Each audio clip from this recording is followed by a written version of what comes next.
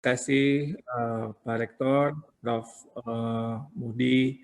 Bismillahirrahmanirrahim. Assalamualaikum warahmatullahi wabarakatuh.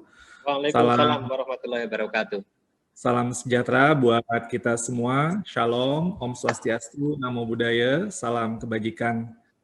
Yang saya hormati Bapak Ketua PGRI Provinsi Jawa Tengah, Bapak Profesor Dr. Haji Muhdi SHM, Bapak Sekretaris Umum, Bapak Dr. Andes Haji Aris Munandar MPD, semua Bapak Ibu pengurus dan anggota PGRI Provinsi Jawa Tengah yang tidak bisa saya sebutkan satu persatu.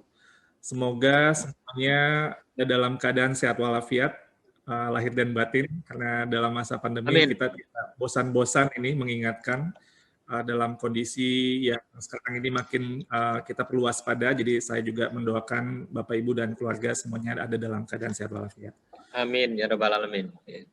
Pertama-tama Prof. Mudi, saya terima kasih sekali laporannya, sungguh saya jadi ini ya, dan memang nih dari komunikasi kita sebelumnya menjelang acara ini, yang satu hal yang saya langsung tergugah sama Prof. Mudi ini adalah semangat belajar yang dibawa, dipimpin oleh Prof. Mudi ini luar biasa dan sungguh menggugah hati saya pribadi dan juga tim semua.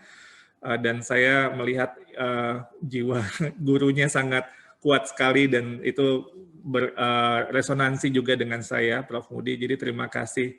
Saya ingin membuka dengan sebuah kutipan nih, gara-gara nih Prof. Mudi bilang tadi smart learning dan character ya, bahwa saya sebenarnya dalam masa pandemi ini tadinya sangat cemas.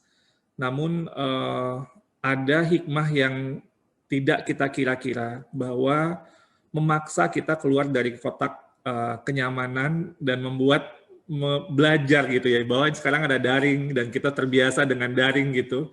Semua kita dari lintas usia mana saja dan mencoba kalau dalam praktek mengajar dengan macam-macam, dengan semua eksperimen, ada yang kurang efektif, masih gagal, masih belajar, tapi ada semangat. Dan ini mengingatkan saya pada semboyan atau sebuah tulisan dari Kartini ya, Prof. Mudi, habis gelap telah terang, yang menjadi salah satu kutipan yang juga saya inikan, selalu saya simpan. Kartini itu pernah menulis begini, tahukah kau semboyanku, aku mau. Dan kedua patah kata yang ringkas itu sudah beberapa kali mendukung membawa aku melintasi gunung keberatan dan kesusahan. Kata-kata aku tidak bisa melenyapkan rasa berani. Kalimat aku mau membuat kita mudah mendaki puncak gunung.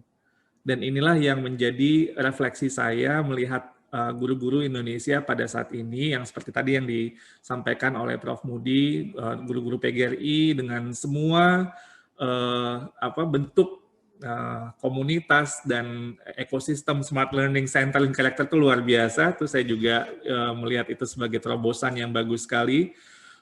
Saya percaya bahwa guru-guru Indonesia mampu belajar, dan yang paling penting adalah kalau kata Kartini tadi mau belajar gitu ya. Jadi ini adalah semangat untuk belajar yang terlihat di pandemi ini, dan menurut saya seperti yang Prof. Mudi juga sampaikan dalam kesempatan sebelumnya, untuk kita menguatkan bagaimana memfasilitasi semangat guru kita dalam belajar dan terus belajar. Karena pada hakikatnya dalam sistem pendidikan kita ini hanya dengan budaya belajar kita bisa terus untuk maju, dan semoga semakin banyak seperti yang teladan dari Prof. Mudi dan teman-teman yang ada di PGRI Provinsi Jawa Tengah untuk menjadi teladan dalam belajar.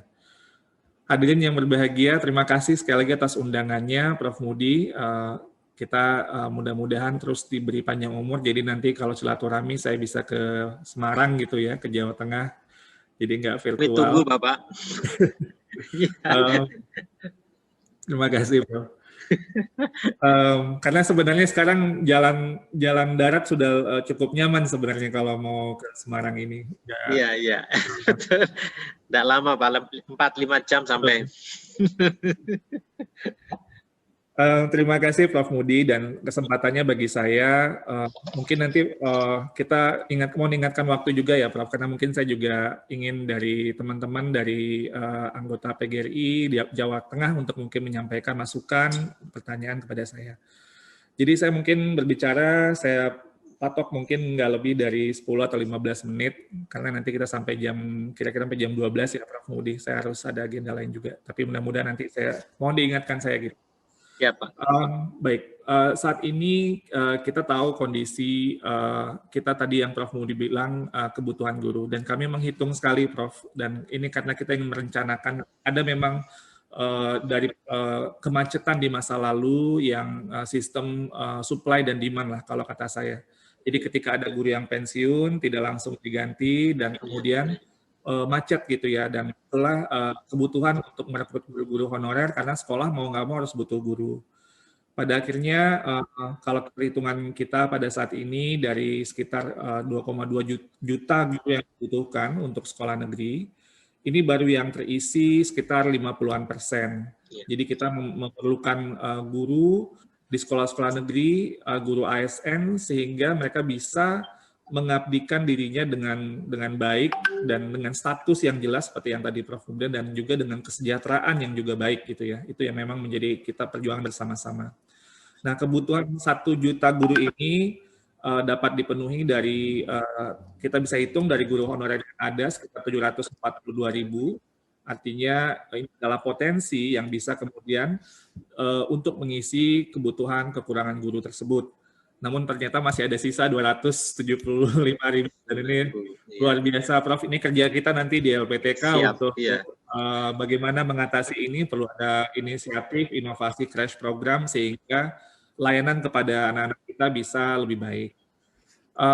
Jadi kita memerlukan sebuah sistem yang lebih baik di masa depan, dan ini jadi refleksi kita, dan Mas Menteri juga mengingatkan kami PTK untuk melakukan ini. Jadi ini adalah sebenarnya pada konteks ini solusi yang singkat dulu, nanti ada solusi yang tentunya yang lebih jangka panjang. Kalau dilihat dari track ini kita dari awal Mas Menteri memperjuangkan misalnya bantuan operasional sekolah, tadinya pagunya 15%, lalu menjadi 50%. Itu juga diskusi dengan Kementerian Dalam Negeri, Kementerian Keuangan. Lalu kemudian dengan adanya pandemi itu tidak berlaku lagi. Jadi intinya ini menjadi perhatian dari Mas Menteri dan tim, dan kita terus dorong ini. Jadi ini ada mudah-mudahan terus ini momentumnya terus lebih bagus. Ini yang ingin kami terus komitmen dan perjuangkan ya, Prof. Nah, kita tahu bahwa dengan pola perekrutmen guru honorer yang macet ini, banyak guru-guru kita yang terpaksa digaji seadanya, tergantung dengan kondisi keuangan sekolah, ada yang 100.000, 200.000, 700.000, dan sebagainya. Ini adalah jadinya permasalahan, karena kemudian mereka pun juga selain mungkin tadi masing-masing sekolah kadang-kadang juga pola rekrutmennya yang mungkin juga tidak standar gitu. Tapi kemudian ketika guru tidak harus nyambi-nyambi untuk menutupi kebutuhan mereka, ya mereka pun juga tidak bisa fokus pada tugas keprofesiannya. Karena itu kita melakukan pola asesmen ASN, aparatur sipil negara, untuk menyelesaikan masalah-masalah di atas dengan proses rekrutmen yang lebih baik, lalu kemudian kualitas guru kepada murid-muridnya juga kita ingin sebagai bentuk layanan publik sebagai seorang ASN, tentu dengan layanan publik, komitmen yang lebih baik, dan ini adalah kepada murid-murid kita, jadi kita langsung kebayang nih anak-anak kita tentunya supaya bisa mendapatkan layanan yang baik dan kesejahteraan yang baik untuk guru-guru kita yang sudah berjuang luar biasa. Ini harus kita terus perjuangkan supaya bisa menjalankan tugas keprofesiannya dengan aman dan nyaman. Lalu juga ada permasalahan secara distribusi guru yang juga selalu menjadi kendala dengan desentralisasi. Ini terus PR kita bersama-sama. Banyak sekali pengalaman-pengalaman ketika guru yang atau daerah-daerah yang kekurangan guru karena gurunya tidak merata distribusinya atau gurunya pindah dan kemudian daerah itu tidak cukup gurunya dan sebagainya, sehingga juga menimbulkan masalah-masalah yang juga perlu diselesaikan. Karena itu solusi untuk rekrutmen pada saat ini untuk aparatur sipil negara, ingat ya ini jadi aparatur sipil negara P3K, ini untuk memperjelas status guru kita. Jadi ini yang betul-betul ingin kita perjuangkan dulu dan meningkatkan kesejahteraan dengan gaji dan tunjangan yang baik. Nah, pada saat yang sama, solusi karena ini rekrutmen ASN, aparatur sipil negara, dia diletakkan dalam kerangka reformasi birokrasi yang salah satu tujuannya adalah peningkatan kualitas layanan dari aparatur sipil negara. Nah, di sini peraturan Presiden tentang Grand Design Reformasi Birokrasi tahun 2010 ini menekankan kepada peningkatan kualitas pelayanan publik yang dilakukan oleh aparatur sipil negara sebagai penggerak utama dalam hal tersebut. Nah, dalam Undang-Undang ASN yang dari tahun 2014, pegawai ASN ini terdiri dari pegawai negeri sipil (PNS) dan pegawai perintah dengan perjanjian kerja. P3K ini adalah tenaga profesional yang didesain untuk meningkatkan kualitas layanan publik tersebut, sehingga bisa menciptakan budaya baru yang berbasis kompetensi di kalangan birokrasi. Nah, salah satu skema P3K yang tadi Prof. Mudi sampaikan dari sejarahnya untuk memperjuangkan guru ini, salah satunya bisa diisi oleh dari jabatan fungsional untuk guru. Ini sesuai dengan Peraturan Presiden 38 2020. Dan sebagai tambahan informasi, kami kemudian juga terus berdialog lintas kementerian, karena ini bukan hanya di Kementerian Pendidikan dan Kebudayaan, ini lintas kementerian. Dari Direktorat Jenderal Perimbangan Keuangan bahwa Kementerian Keuangan sudah sepakat untuk mengalokasikan anggaran gaji P3K ke kas daerah melalui dana transfer umum. Dan inilah yang kemudian menjadi pintu masuk untuk kita melakukan kebijakan rekrutmen. Dan ini cukup besar ya Prof. Mudi. Mungkin saya nggak ingat kapan terakhir kita melakukan sebuah rekrutmen semasif ini. Kita mencoba untuk menyelesaikan, tapi tidak berhenti di sini. Itu mohon diinikan ya. Jadi ini untuk saat ini dulu. Nah, status guru jadi akan lebih jelas karena mereka status kepegawaiannya bukan oleh status dari sekolah lagi, tapi menjadi bagian dari pegawai di pemerintah dalam hal ini melalui pejabat pembina kepegawaian yang ada di daerah. Dan gaji yang saat ini diterima yang tadi mungkin ada yang bahkan ada yang 50.000 sampai 750.000 ya, kita terus tahu itu tentunya. Ini dapat meningkat hingga 2,9 juta per bulan. Ini di luar tunjangan yang melekat dan dijamin oleh pemerintah. Nantinya kalau guru-guru tersebut mengikuti sertifikasi pendidik, dan maka ini kemudian ini juga bisa menambah penghasilan mereka. Nah, tunjangan-tunjangan ini mungkin saya seringkali mungkin ini kurang dikomunikasikan, tetap haknya sama seperti PNS. Jadi misalnya ada tunjangan keluarga, tunjangan pangan, tunjangan jabatan struktural, tunjangan jabatan fungsional, tunjangan lainnya, juga cuti. Jadi misalnya ada cuti tahunan, cuti sakit, cuti melahirkan, cuti bersama, dan hak untuk melakukan pengembangan kompetensi, mendapatkan penghargaan, bantuan hukum, jaminan kesehatan, kecelakaan kerja, jaminan hari tua, dan jaminan kematian. Dan ini yang merupakan menurut kami satu hal yang akan memproteksi dari kondisi kerja para guru-guru kita. Dan siapa saja yang bisa mengikuti seleksi guru ASN P3K ini?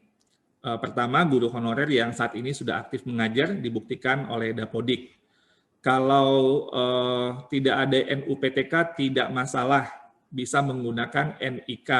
Ya, jadi itu kadang-kadang juga saya ditanya, NUPTK bagaimana? Tidak masalah, bisa menggunakan NIK. Kalau ada NUPTK tentunya NUPTK, tapi kalau tidak ada dengan NIK saja cukup.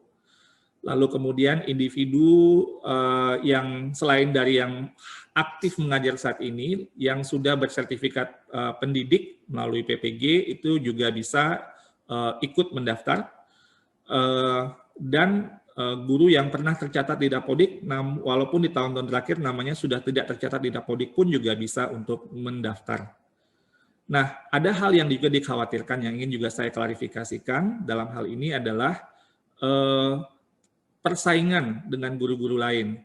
perlu saya sampaikan di sini, kami ingin sekali lagi memperjuangkan guru-guru yang saat ini telah mengajar di posisinya itu akan bersaing dengan dirinya sendiri. Jadi cukup dengan dirinya sendiri mencapai kompetensi yang minimal. Minimal saja, jadi ini bukan yang paling hebat gitu, minimal saja. Jadi Bapak Ibu bersaing dengan diri sendiri. Jadi yang kalau yang bukan yang dari tempat Bapak Ibu, ya mereka bersaing dengan misalnya di sana kebutuhan gurunya 3 gitu, gurunya ada 1 ya, berarti kan ada posisi 2 yang lainnya. Nah, mereka yang lainnya itu. Sementara yang sudah mengajar di situ ya mungkin kajiannya rangkap-rangkap ya, mereka akan diperjuangkan tetap di situ. Jadi itu diprioritaskan gitu ya. Jadi sehingga Bapak Ibu akan bersaing dengan dirinya sendiri untuk mencapai passing grade yang minimal sebenarnya. Jadi ibaratnya kalau Bapak Ibu mengajar matematika ya kemampuan gimana sih guru matematika yang minimal gitu. Yang kita perlu ya tentunya itu ingin buat karena dia guru ya kita marwahnya guru kan tetap kita jaga.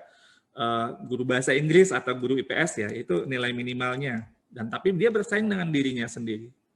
Jadi ini yang paling penting untuk dipahami karena kembali lagi kami ingin memperjuangkan. Jadi ini komitmen dari kami. Tapi pada saat yang sama, bagaimana ekspektasi minimal tadi, kalau kontennya terutama, ini konten ya. Nanti kalau nanti belajar ini, Prof. Mudi, berarti kontennya ini kita perkuat ya.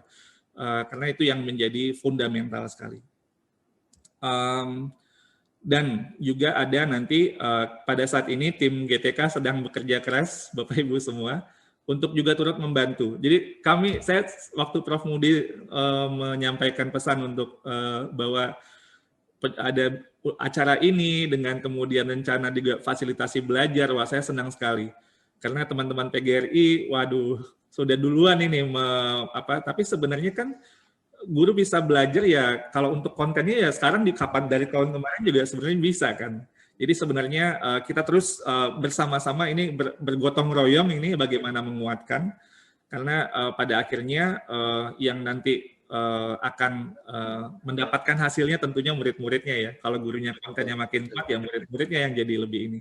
Tapi kembali lagi, dan ini sampai 3 kali ya Bapak Ibu, supaya ini bisa untuk melalui tes tadi. Jadi kalau gagal ya belajar lagi gitu. Kalau gagal, sekali lagi masih muda belajar lagi. Jadi bantuan-bantuan ini akan terus kita upayakan dan terima kasih sekali lagi untuk PGRI, terutama PGRI Provinsi Jawa Tengah yang sudah berinisiatif untuk terus menguatkan ekosistem belajar ini. Karena pada akhirnya transformasi pendidikan kita tidak menyelesaikan masalah hanya untuk saat ini, tapi kita melihat untuk investasi masa depan, bahwa ekosistem yang kita lihat untuk bisa maju sistem pendidikan ya budaya belajar ini. Budaya belajar ini adalah hal yang penting yang harus terus kita kuatkan.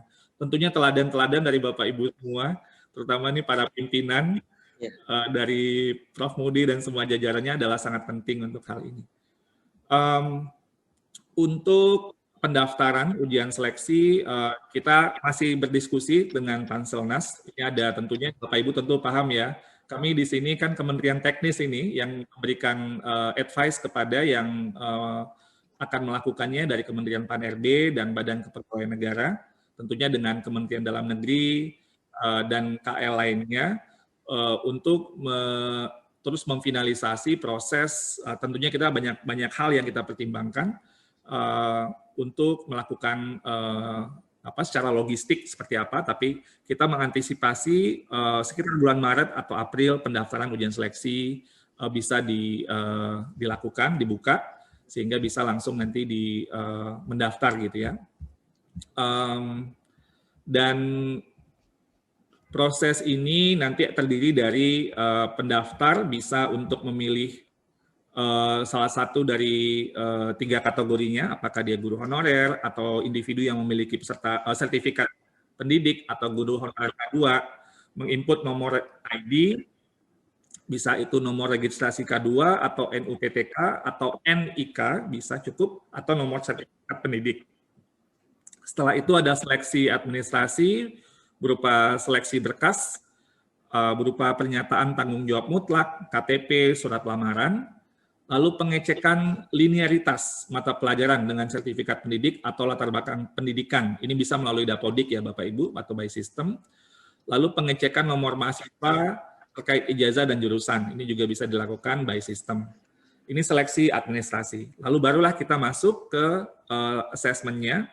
Seperti assessment ASN, ya, ada kompetensi teknis, itu kontennya kita nanti yang Bapak Ibu ampu. Lalu kemudian kompetensi manajerial dan sosiokultural, dan pertanyaan wawancara yang dijawab tertulis. Dan peserta diberi kesempatan mengikuti ujian seleksi hingga 3 kali. Lalu kemudian Panselnas akan menerima hasil dari assessment, dan Badan Kepegawaian Negara akan melakukan hasil, jadi mengolah hasil dan menyerahkan hasil perankingan peserta kepada sesuai formasi kepada pemerintah daerah. Dan pemerintah daerah nanti akan mengumumkan peserta yang lulus beserta sekolahnya.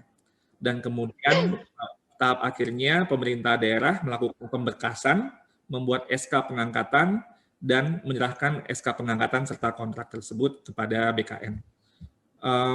Jadi kira-kira itu, dan mungkin tambahan terakhir adalah untuk guru agama juga, ini mungkin saya ingin juga mengklarifikasi.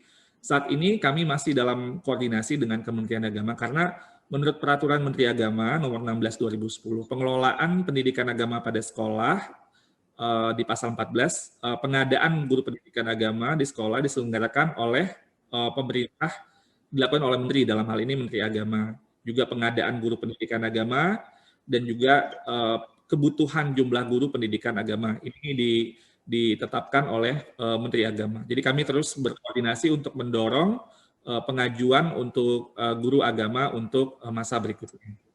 Mungkin demikian dulu yang bisa saya sampaikan pada kesempatan ini. Saya tutup dengan ini ya, semboyan Ki Hajar Dewantara yang menjadi ini kita semua.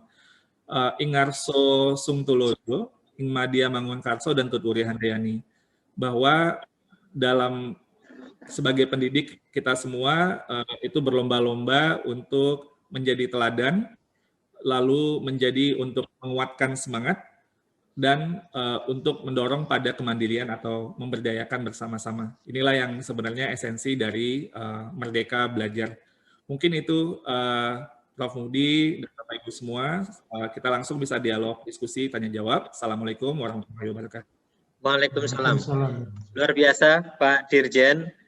Sebelum saya buka, nanti juga mohon ditanggapi. Ini beberapa pertanyaan yang sudah sering kita perdebatkan. Pertama, tadi nyinggung guru agama, tapi juga perlu kami laporkan di guru-guru di sekolah-sekolah Kementerian Agama, kebetulan juga anggota kami Bapak, ini mereka merasa, loh kami ini termasuk yang 1 juta apa tidak?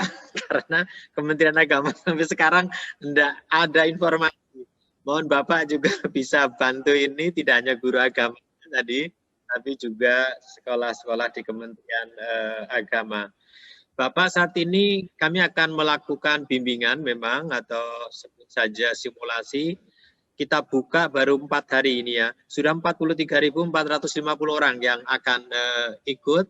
Bisa jadi ini nanti mencapai di Jawa Tengah angka 2 kali lipat dari itu, dan kami akan lakukan bimbingan, akan tryout gratis Pak. Ini PGRI Jawa Tengah nggak ada yang bayar Pak, model kalau di Jawa Tengah semua kita selenggarakan secara cuma-cuma, dan kami akan mengambil SDM dari berbagai ahli, dari anggota yang kebetulan dari perguruan tinggi, UGRIS, UNES, dan juga teman-teman guru terbaik. Bimbingan teknis nanti di APKS Kabupaten Kota, sehingga kita harapkan bisa lebih teknis lagi. Hanya saja Bapak, kami juga mohon nanti diberikan penjelasan. Ada keraguan juga Pak, apakah P3K ini jangan-jangan nanti setahun diputus, itu ini juga ketakutan yang saya kira Bapak perlu memberikan kejelasan. Yang kedua, ada enggak yang di bawah 35 tahun kalau CPNS dibuka bisa daftar di CPNS? Dan yang sangat-sangat mengganggu Bapak, karena Mas Menteri sudah memberikan klarifikasi, sebenarnya formasi CPNS guru akan tetap dibuka apa tidak? Karena kalau tidak, pasti kami merasa ada ketidakadilan. Dan mohon maaf Pak, tapi ini karena kebetulan saya hadir di istana waktu itu, bahwa P3K ini adalah solusi untuk mengatasi sebut saja mungkin krisis, dan guru-guru honorer yang sudah 35 tahun ke atas ini kan enggak mudah diakomodasi lewat CPNS. Maka kami tetap, kalau formasi lain ada CPNS, guru tidak, wah berarti ini diskriminasi. Ini perasaan kami semuanya, dan mohon Bapak juga bisa memastikan klarifikasi dari Mas Menteri. Yang lain tadi mengenai anggaran, ini tadi dari kabupaten kota sudah mulai ada yang tanya, saya kira Bapak tadi sudah menjelaskan bahwa pemerintah menyediakan anggaran ini. Bapak mungkin ini mohon ditanggapi dulu, sambil teman-teman silahkan, nanti akan saya beri kesempatan bertanya kalau masih ada waktu. Saya persilakan Bapak. Terima kasih Prof. Mudi. Untuk guru-guru di Kementerian Agama, pada saat ini mereka berproses ya, Prof. Mudi. Saya tidak mengikuti dari dekat sekali, tapi saya tahu dari diskusi dengan Kementerian Agama, ini mereka sedang dalam seperti apa yang kita lakukan sebelumnya untuk melakukan koordinasi lintas kementerian, menghitung perencanaan kebutuhan, dan kemudian menghitung formasi, dan nanti juga sosialisasi dengan pemerintah daerah untuk kemudian dihitung ini untuk guru-guru yang ada di Kementerian Agama. Jadi tentunya, atau di Kanwil ya, sorry, maksudnya di Kanwil kalau di Kementerian Agama. Jadi ini bagian yang proses sedang berjalan. Lalu bimbingan belajarnya luar biasa, terima kasih sekali lagi Prof. Mudi. Dan inilah yang kita harapkan sebenarnya, gerakan guru kita untuk belajar dan berbagi ya. Dan ini yang terjadi selama pandemi. Jadi ini menurut saya sangat tepat sekali, dan ini harapan yang luar biasa Prof. Mudi. Kita menaruh harapan pendidikan Indonesia akan jauh lebih baik dari momentum yang ada karena pandemi ini, dan bahkan sebenarnya dari sebelum-sebelumnya, tapi dengan teknologi jadi jauh memudahkan. Lalu tentang keraguan P3K setahun putus, tidak ya. Karena kita butuh, jadi tidak mungkin. Ini artinya ini proses yang memang P3K-nya seperti itu, tapi memang dalam skema perencanaan kita ini tidak diputus ini tidak, dan BKN juga sudah bilang ya. Lalu kemudian CPNS dibuka maksudnya di bawah 35 tahun bisa. Jadi tidak menutup. Jadi bukan berarti kalau udah P3K nggak boleh CPNS, justru nanti terutama yang untuk CPNS ya, performa selama jadi P3K itu bisa menjadi syarat atau catatan untuk bisa berhasil untuk masuk dalam itu. Kami sedang memikirkan juga untuk skemanya nanti. Jadi artinya mereka mengikuti proses CPNS itu dengan sebuah track record. Jadi bukan sekedar mereka ikut tes saja, tapi ada track record yang bisa menjadi catatan. Jika berprestasi yang baik, itu bisa memperbesar kemungkinan untuk mendapatkan CPNS-nya. Lalu formasi CPNS, iyalah Prof. Mudi, tetap akan dibuka. Jadi tidak benar ya, tidak benar ya, bahwa tidak ada.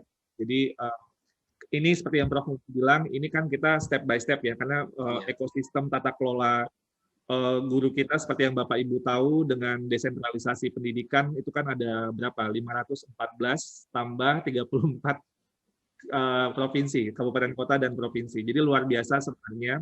Kami coba untuk memperbaiki sistem ini sehingga nanti bisa lebih baik, termasuk nanti juga yang saat ini solusi jangka pendeknya dulu untuk P3K ini.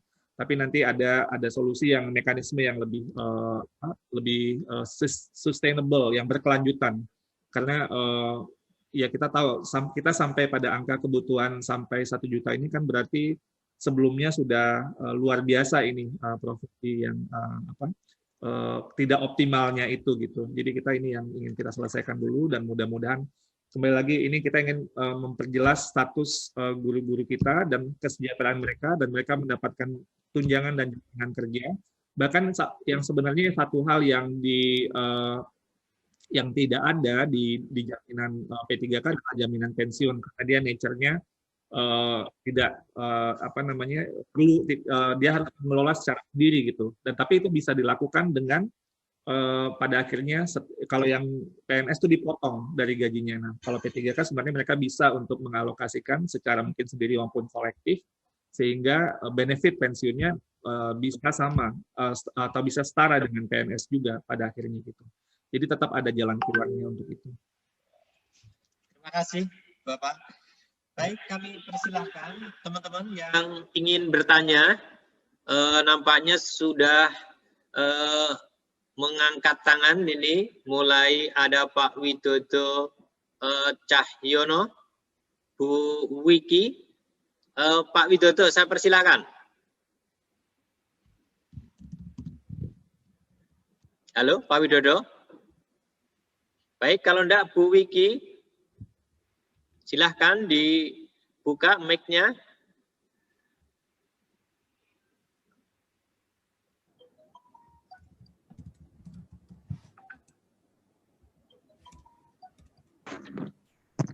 Selamat siang, Bapak. Ya, selamat siang, Bu Wiki. Monggo. Oke. Terima kasih atas waktunya, Bapak. Mohon izin bertanya. Saya guru SD, Pak, honorer guru SD di Kabupaten Batang. Oke. Silakan. Ya.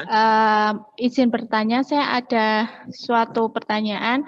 Jika di sekolah SD saya terdapat formasi yang diusulkan satu formasi, sedangkan tenaga honorernya lebih dari satu, itu yang diutamakan yang bagaimana, Bapak? Nggih. Mungkin itu pertanyaan dari saya, Pak. Terima kasih. Saya Terima kasih, dulu, Bapak. Pak Dirjen, nggih. Kami persilahkan berikutnya Ketua PGRI Kota Magelang.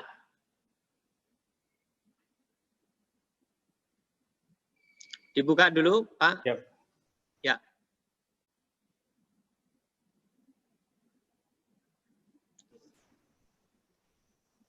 Assalamualaikum warahmatullahi wabarakatuh. Waalaikumsalam. Bapak Dirjen yang hormati, Bapak Ketua PGRI Provinsi Jawa Tengah yang hormati, beserta rekan semuanya. Ada beberapa pertanyaan. Yang pertama terkait dengan kuota di masing-masing daerah, apakah itu sudah bisa memenuhi kekurangan jumlah guru di daerah tersebut. Yang kedua, siapa yang menentukan untuk pendataan ini, kekurangan dan kelebihan guru di masing-masing daerah, apakah diserahkan daerah atau sudah ada memang kuota dari pusat itu. Kemudian yang ketiga, terkait dengan guru yang sudah memiliki sertifikat, ini nanti kuotanya apakah mengurangi jumlah kuota dari guru yang sudah masuk honorer dan K2 atau ada persentase tersendiri. Demikian, Pak. Terima kasih. Assalamualaikum warahmatullahi wabarakatuh. Terima kasih. Mungkin biar nanti Bapak bisa ngatur waktunya. Hanya tambah satu ini, Pak, yang di chat ini banyak. Pak, kalau P3K Pak bisa berkarir, bisa jadi kepala sekolah misalkan. Saya persilakan Bapak. Ini ada 3 pertanyaan dulu ya.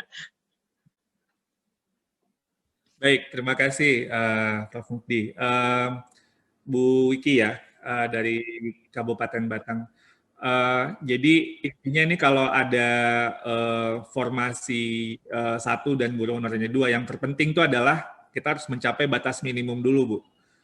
Itu yang penting pertama. Dan yang kedua, ya berarti nanti itu diserahkan kepada PPK daerahnya, Bu. Karena itu tergantung nanti penempatannya, distribusi gurunya seperti apa. Kan daerah yang lebih tahu di mana baiknya untuk menempatkan guru honorer yang satunya lagi yang juga sama-sama melewati batas minimum tersebut itu ya. Itu jawaban dari saya. Lalu Pak siapa tadi ya Pak dari Magelang? Oke, kota daerah apakah sudah diajukan? Iya, dalam Pak Nurwi ya, oke. Pak Nurwi. Pak Nurwi. Terima kasih Pak atas pertanyaannya tentang kota ini ya. Oke.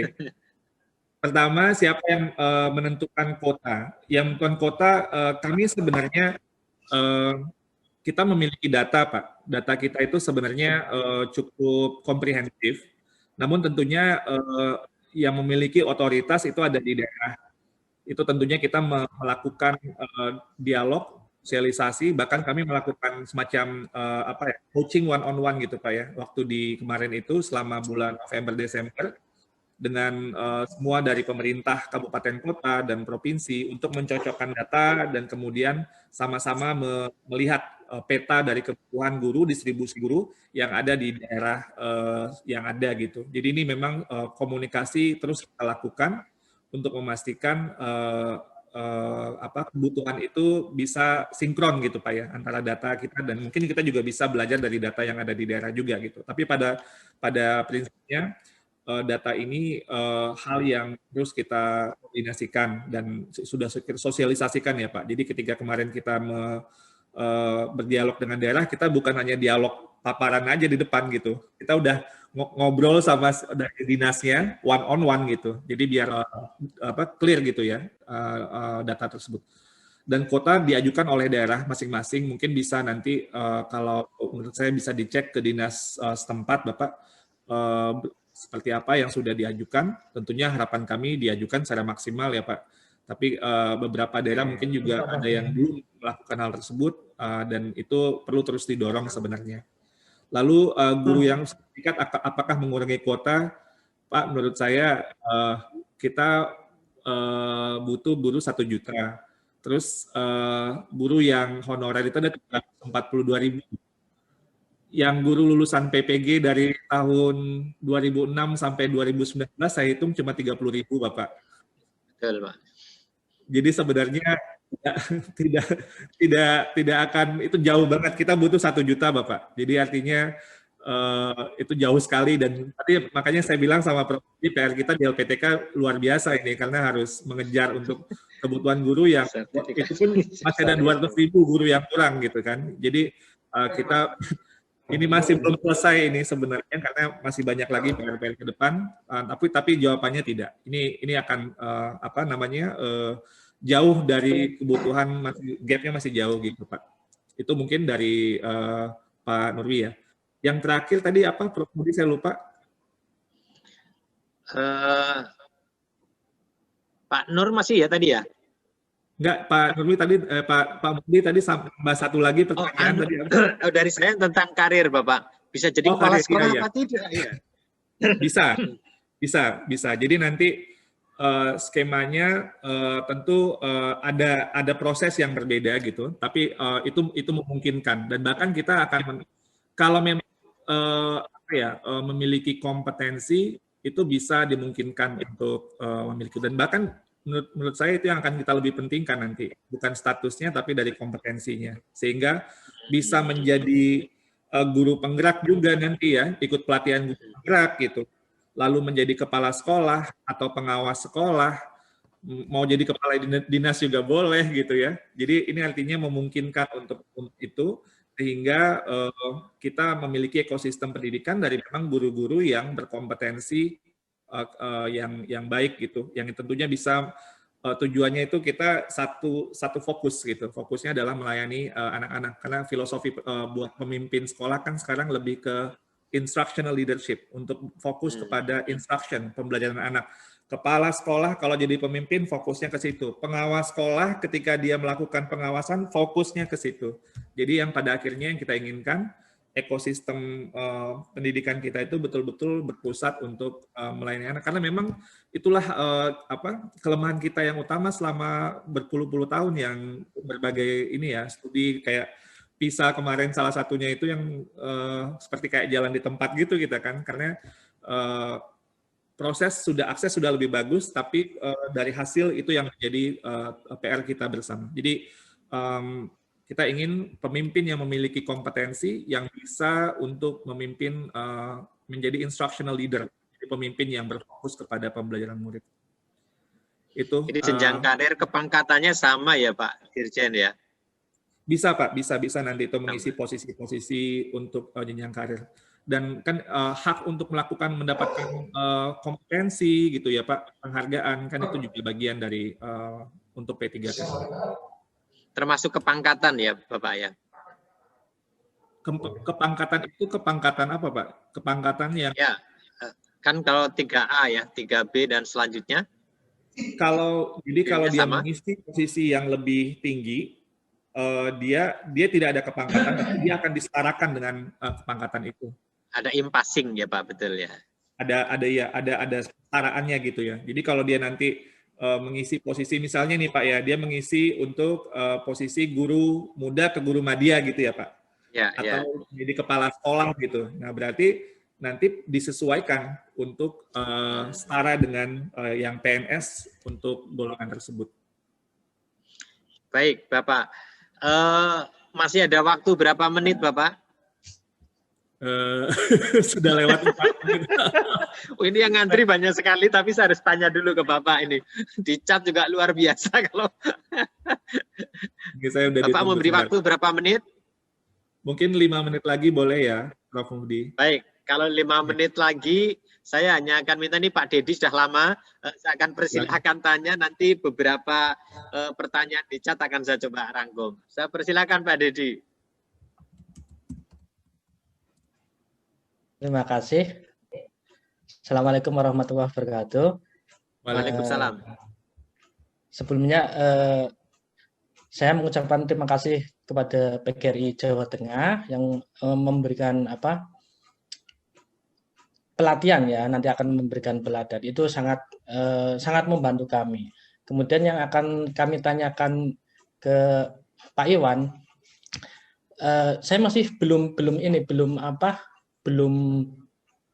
seret dengan guru honorer yang bisa mendaftar di P3K.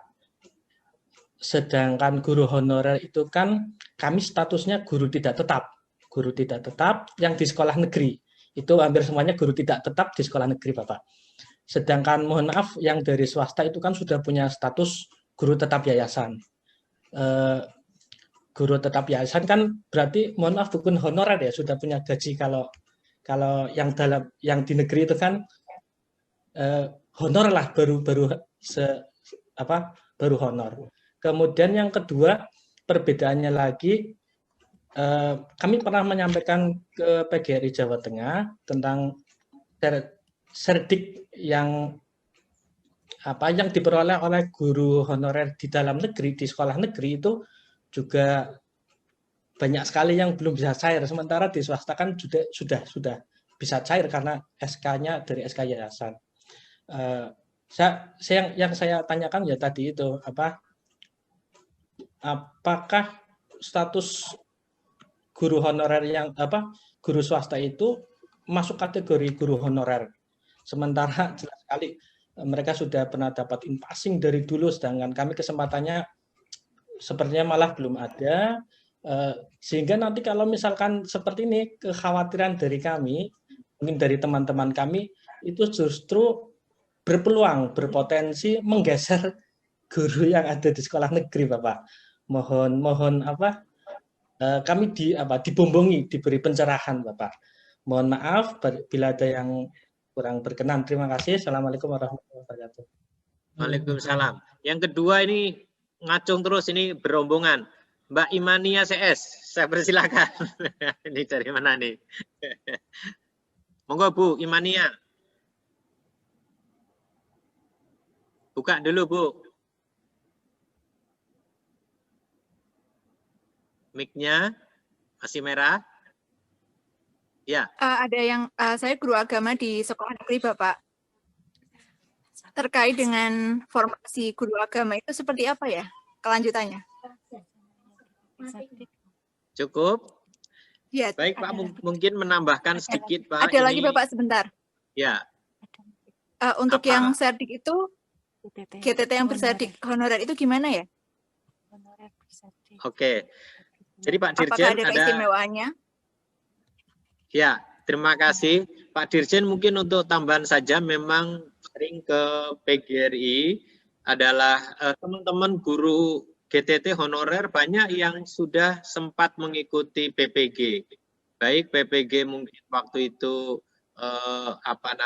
SM3T, atau pernah juga memang diberi kesempatan guru-guru honorer ada yang bisa ikut PPG dalam jabatan. Tapi akhirnya tidak semua provinsi atau kabupaten memberikan SK yang memungkinkan tunjangannya cair. Sehingga termasuk di Jawa Tengah itu sampai sekarang belum cair karena tidak bisa cair karena gubernur atau kepala dinas nampaknya belum memberikan SK terkait mereka sebagai guru pengganti minimal misalkan, atau kabupaten kota juga ada yang belum. Lalu yang kedua ini juga ditanyakan P3K yang formasi 2019, Bapak, ini SK-nya banyak yang belum juga keluar sampai saat ini. Masalahnya di mana? Dan ini ada juga yang guru TK ini paling banyak. Pak, formasi guru TK ada enggak untuk P3K? Mungkin yang lain banyak, tapi karena Bapak 5 menit, jadi itu dulu, Bapak. Oke, baik, terima kasih atas pertanyaan-pertanyaannya, dan mungkin ini sekaligus untuk menutup ya, Prof. Muhdi nanti. Ya. Dari Pak Dedi, Nur Aristio, ini pertama tentang menggeser guru honorer. Prinsipnya kayak tadi ya Pak Dedi, bahwa kalau guru honorer yang ada sekarang bertugas, ya mereka itu bersaing dengan dirinya sendiri. Itu artinya digeser oleh swastanya itu sebenarnya untuk kalau yang lain daripada mereka itu untuk mengisi formasi yang lain gitu sebenarnya. Jadi tidak untuk mengisi formasi untuk guru honorer yang ada. Jadi selama guru honorer bisa memenuhi ketentuan minimal tadi itu sebenarnya sudah cukup, walaupun nanti ya dari yang lainnya gitu itu memiliki nilai yang lebih tinggi misalnya ya. Lalu kemudian sertifikasi pendidik ya. Jadi dengan menjadi guru P3K tentunya ini bisa, karena ketika jadi P3K itu dikeluarkan SK-nya oleh pejabat pembuat komitmen Pemda yang ada di daerah, sehingga sertifikat itunya bisa cair ya, TPG-nya bisa cair. Lalu dari Bu Imania, formasi guru agama tadi sudah saya sampaikan ya.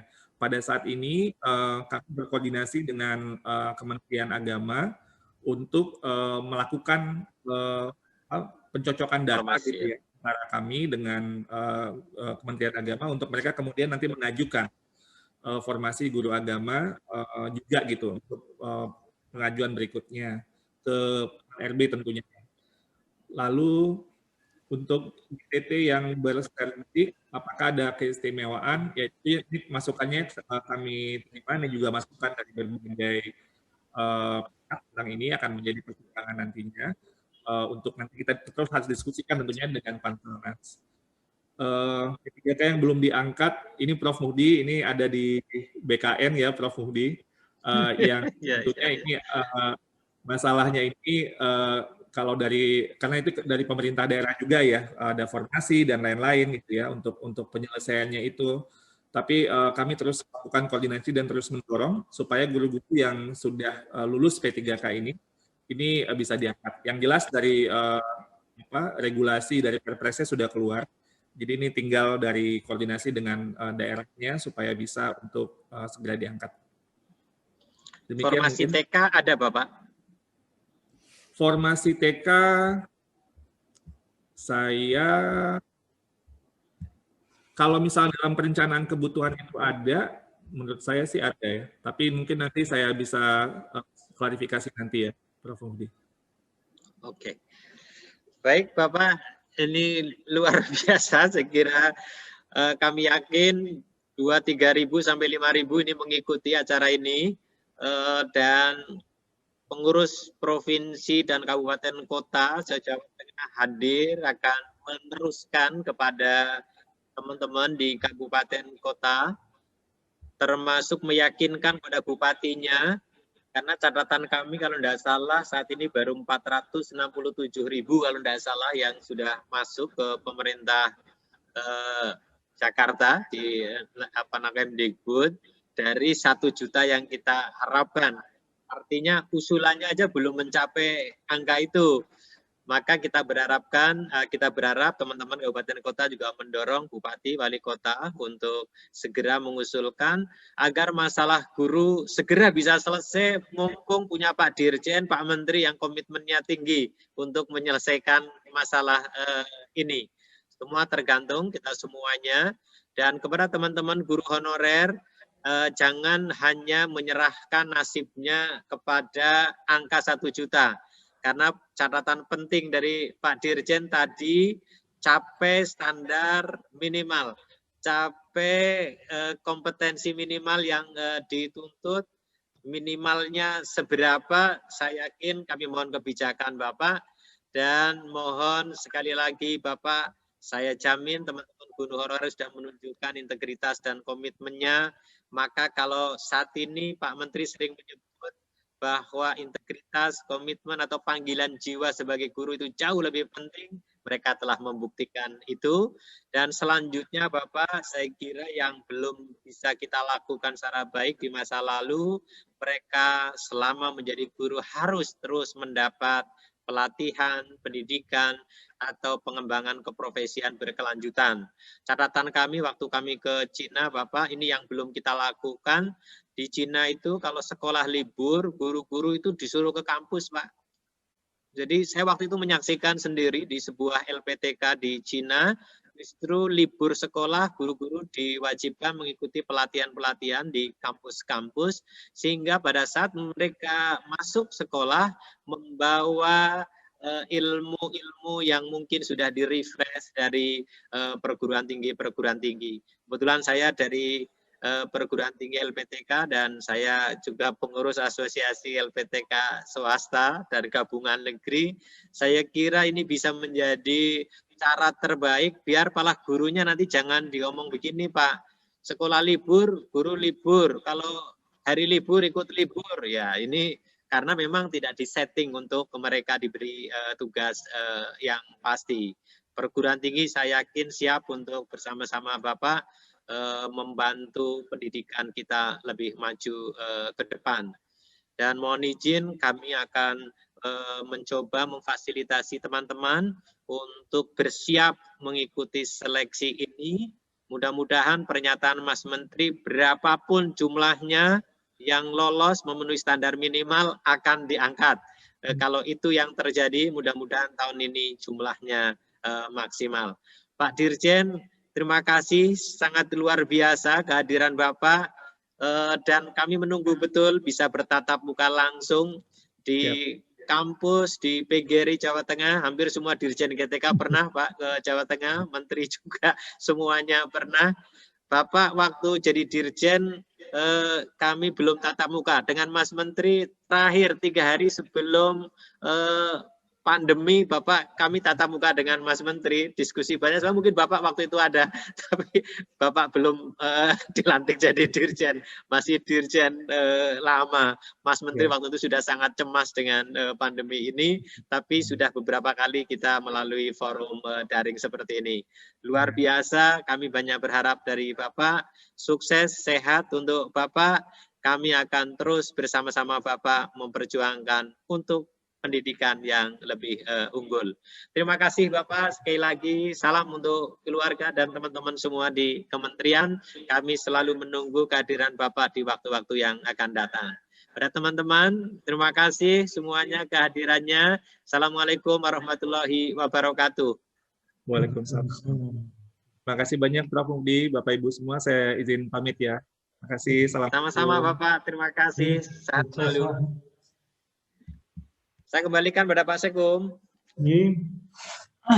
Terima kasih Bapak Ibu sekalian yang hormati peserta rakor maupun sosialisasi P3K yang diselenggarakan oleh Provinsi PGRI Jawa Tengah. Terima kasih juga Pak Dr. Iwan Syahrir PhD, Dirjen GTK, dan juga Pak Ketua PGRI Provinsi Jawa Tengah yang telah memandu dalam rangka sosialisasi rekrutmen PPPK tahun 2021. Mudah-mudahan apa yang kita bicarakan, apa yang kita bahas, dan pertemuan koordinasi maupun pertemuan dengan Pak Iwan Syahrir PhD Dirjen GTK ini membawa manfaat bagi kita semuanya, khususnya para rekan-rekan guru honorer, sehingga mampu menembus tes PPPK ini dan lolos dengan predikat yang baik. Dan mudah-mudahan juga termasuk nanti tes CPNS juga bisa. Bapak Ibu sekalian yang saya hormati, saya kira ini waktu zuhur sudah kita lalui. Untuk itu beberapa hal, baik untuk sesi 1, rapat koordinasi maupun sosialisasi rekrutmen PPK tahun 2021 ini cukup ya. Terima kasih kami sampaikan kepada semua pihak yang telah berpartisipasi, ikut serta, baik lewat Zoom maupun live streaming lewat YouTube. Sekali lagi kami menyampaikan ucapan terima kasih. Sukses selalu, sukses untuk kita semuanya. Mudah-mudahan Allah Subhanahu wa Ta'ala, Tuhan Yang Maha Esa, meridhoi usaha kita. Demikian Bapak Ibu sekalian, mari rapat koordinasi maupun sosialisasi rekrutmen PPWK tahun 2021 ini kita tutup bersama dengan bacaan hamdalah. Alhamdulillahirrahmanirrahim. Yan, ya taufiq wal hidayah. Wassalamualaikum warahmatullahi wabarakatuh. Waalaikumsalam warahmatullahi wabarakatuh. Bapak. Bapak Ibu sekalian, demikianlah jalannya sosialisasi yang langsung disampaikan oleh Bapak Dirjen GTK. Kemudian tentunya ada banyak hal yang tidak bisa disampaikan, ya, terutama pertanyaan ataupun yang menginginkan untuk langsung menyampaikan pertanyaan kepada Bapak Dirjen, tetapi saya kira tadi sudah terwakili dengan pertanyaan-pertanyaan lainnya. Kemudian mengakhiri untuk kegiatan hari ini, izinkan saya menjawab tadi pertanyaan dari PGRI Kota Semarang, PGRI Kota Semarang, yang menanyakan kalau ini dilibatkan terus APKS Kota Kabupaten mengerjakan apa gitu. Nah ini nanti terutama yang untuk materi teknis Bapak, saya akan share screen. Jadi materi teknis ini kan spektrumnya banyak sekali, sehingga tidak mungkin ini dikerjakan sendiri. Terlebih lagi saya ambil contoh misalnya kalau itu adalah guru yang akan melamar mengikuti seleksi PPPK, maka kompetensi guru SMK itu sangat luar biasa, spektrumnya, sehingga tidak mungkin kalau dikerjakan sendiri. Sehingga kami di provinsi bermaksud untuk tadi bergotong royong dengan asosiasi profesi dan keahlian sejenis Kabupaten Kota Jawa Tengah dan juga SLCC di kota kabupaten, mengingat saat ini masih harus dilaksanakan secara daring. Kemudian ini juga yang dari Seragen tadi memohonkan kalau bisa materi di-share. Insya Allah akan kami share Bapak, akan kami bagikan. Untuk itu, terima kasih untuk segala perhatian. Mohon maaf untuk segala kekurangan penyelenggaraan rapat koordinasi hari ini dan sekaligus adalah sosialisasi. Maka dengan seiring tadi doa semoga kita dimudahkan di dalam menyelenggarakan 1. simulasi, 2. pembimbingan kepada teman-teman yang akan mengikuti seleksi PPPK, bisa mencapai batas minimal tadi yang berulang kali ditekankan oleh Bapak Dirjen, bisa terkabul semuanya. Akhirnya kita tutup untuk pertemuan virtual ini dan sampai bertemu di kegiatan lainnya. Assalamualaikum warahmatullahi wabarakatuh.